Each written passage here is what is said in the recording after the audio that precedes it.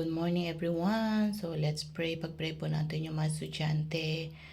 Grabe yung nangyari na pinagbabaril yung mga iba. May nakita man ako, hindi ko alam kung saan part na isang babae naman na pinagsasaksak niya. No? Pumasok siya sa isang room.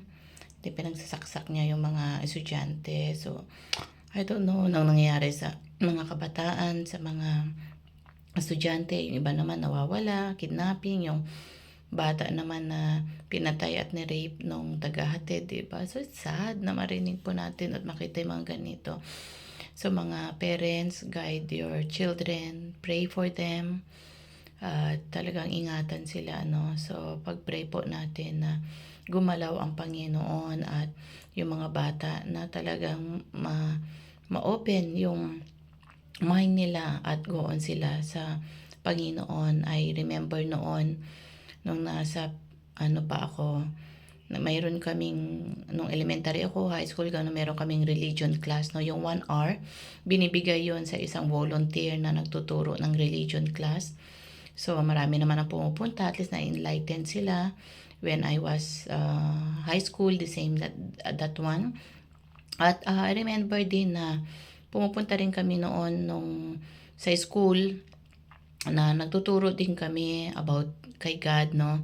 Yung mga estudyante na gustong matuto sa ating Panginoon. So, binibigyan, yung isang leader namin noon, binibigyan ng slot, no? Kaysa break nila ng 1 hour o walang magtuturo.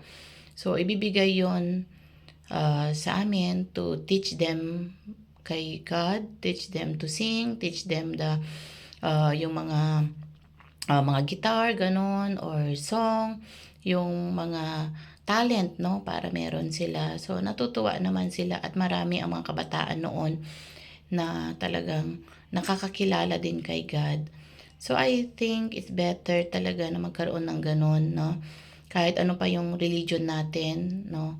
Just teach natin yung about kay God, about yung magkaroon ng love, ng takot, respect sa mga magulang.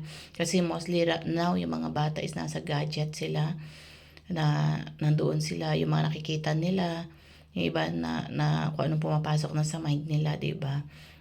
So, why not, no? It's open. May nakita nga ako, sabi niya, tama ba na ituro ang Bible o magbasa ng Bible sa loob ng klase o sa paaralan? Why not? No, we try. Kasi lahat naman tayo is sa Panginoon. Lahat naman tayo talaga naniniwala sa ating Panginoon. Why not i-try, no?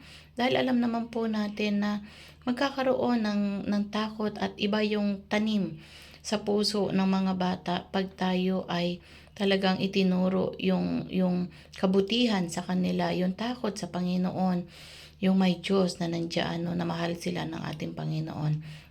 So, it's better na it's open yung mga school din about this. At least makares yung mga teacher na yung 1 hour na ibigay nyo once a week na magkaroon ng Christian gathering sa mga bata, or we call it before is religion, pero syempre iba ayaw naman nila. We call it as talent or gift na tulong galing sa mga churches na talagang tutulungan yung mga bata. So, kailangan po natin siguro yan sa mga school, no? Especially now, marami na po at open na ang school. And I hope marami din mga Kristiyano na open at willing na go on sa school para magturo, no? Para ipangaral ang ating Panginoong noon, Jesus. At ipangaral at maturuan yung mga ibang bata sa mga talents, no, na kailangan natin. Because now, wala na pong magawa kundi ang ating Panginoon. Siya lamang po kailangan natin, siyang sandigan natin. Siya po ang tutulong sa atin. At siya lang talaga, wala nang iba kundi ang ating Panginoon. So, yun po ang siguro mai-share or sa mga school.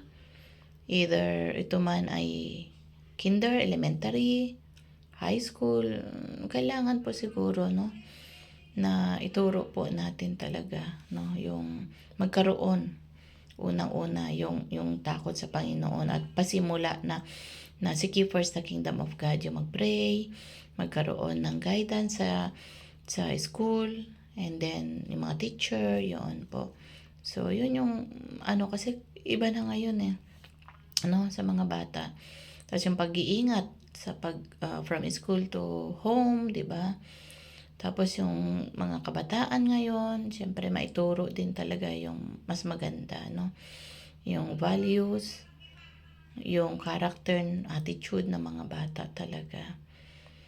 And yun, Panginoon lamang po talaga makakatulong at Panginoon lang ang kaya. Kaya sabi nga sa Proverbs na teach your children in the way they should go.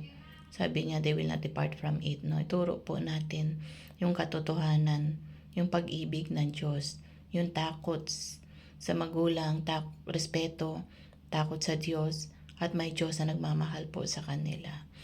So, yun lamang po yung aking gustong i-share na nawa po, i-open po nila ulit yan. At magkaisa po tayo para po sa mga bata at sa kaligtasan ng mga estudyante. So, God bless you all. And saludo ako sa inyong mga teacher, principal, okay, yung mga estudyante na talagang go on, mga parents na talagang sinasend ang mga naghihirap para sa kanilang mga anak. So, yun po. Si God lang po makakatulong. So, God bless you all and shalom, shalom. Bye for now.